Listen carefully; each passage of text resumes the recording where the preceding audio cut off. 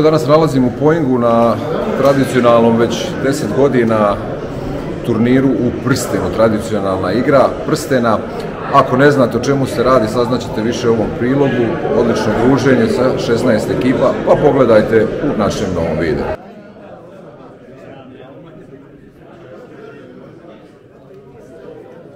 Igra prsten je stara igra Hrvata Bosanske Posavine, ali isto tako i drugih naroda i nacija. Ne postoje pouzdani podaci kada je nastala, no zna se da se igra otkad je svijeta i vijeka. Pravila su vrlo jednostavna. Jedan igrač sakrije prsten pod jednu od 10 kapa, a njegovi protivnici moraju da pronađu prsten u što manje pokušaja. Kako predaja kaže, noć uoči Badnjaka 23.12. svake godine je noć kada službeno započinje sezona igranja prstena i traje sve do pred Korizmu. Igra se najčešće zimi, po kućama, kafanama ili čitaonicama. Sve je to praćeno uz meze i piće, no u konačnici najbitnije je druženje. Igru prsten igraju dva tima, koji mogu brojiti po jednog do neograničenog broja igrača. Najbolje je kada igraju 2, 3 ili 4 igrača u timu. Kao i kod svih timskih igara, igrači se savjetuju i dogovaraju, a dozvoljene su i sve vrste taktika, varki, izazova riječima, pokretima ili pogledima, izazivanje poklanjanjem, otkrivanjem kape i sl.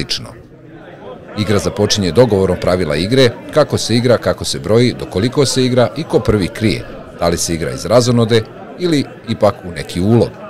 Hrvati Posavine igraju prsten do 200 konja i ko prvi dođe do 200 poena, on pobjeđuje. Turnir u Poingu pored Minhena je tradicionalan i okuplja 16 ekipa, premda je interes znatno veći.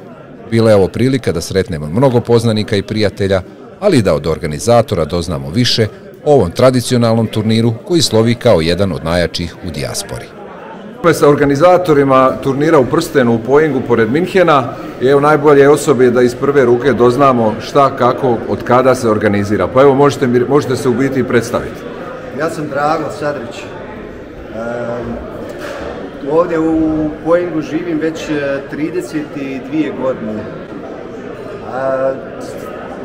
Kako je bilo, jedne prilike smo sjeli ja i ova moja dva prijatelja za šank, razgovarali, bilo je tu možda piva više ili nije. I došli na ideju tu da ovdje pokrenemo tu taj prsten, da skupljamo malo ljude. Malo da se njeguju običaji, možemo reći. Da, i običaji, normalno. Prvo, za tim šankom gdje smo sjedli, imala je jedna prostorija gdje može se igrati na 3-4 deke, tako nekako je bilo. Prvi put, ja mislim, bilo je 6 ekipa. Kada je to bilo? Prije 10 godina. Znači već 10 godina? Danas nam je jubilijum. Super. Da.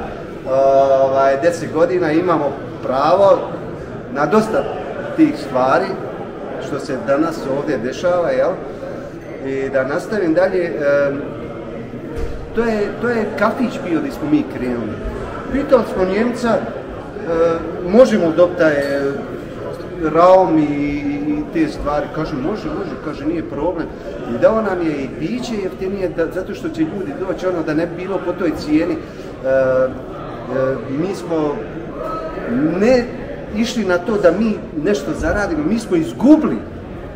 Ali da se ljudi skupe. Ali mi smo htjeli to i da skupimo te ljude. I onda, bilo je to jedno 3-4 godine, u stvari 3 godine.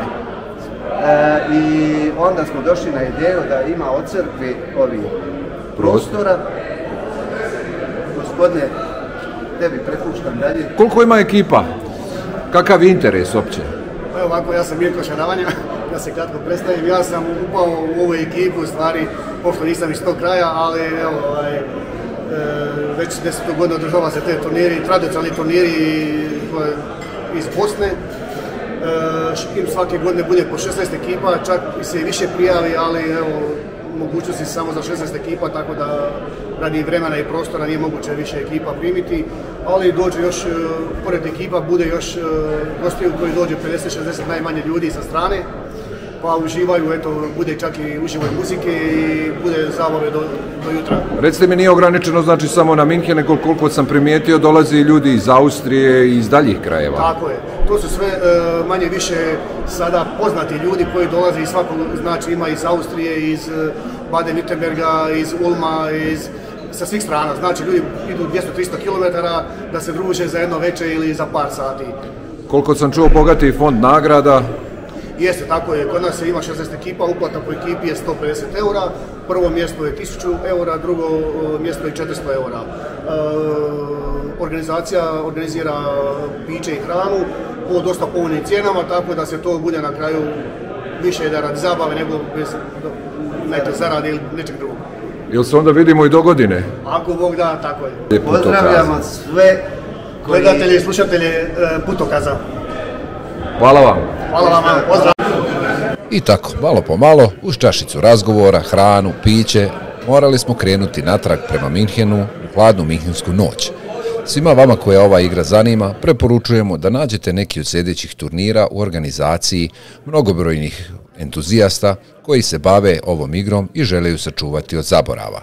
Svakako je preporuka da i naredne godine posjetite Poing i vidite kako se ovo izgleda uživo. Mi vam želimo da budete živi, zdravi i svakako veseli.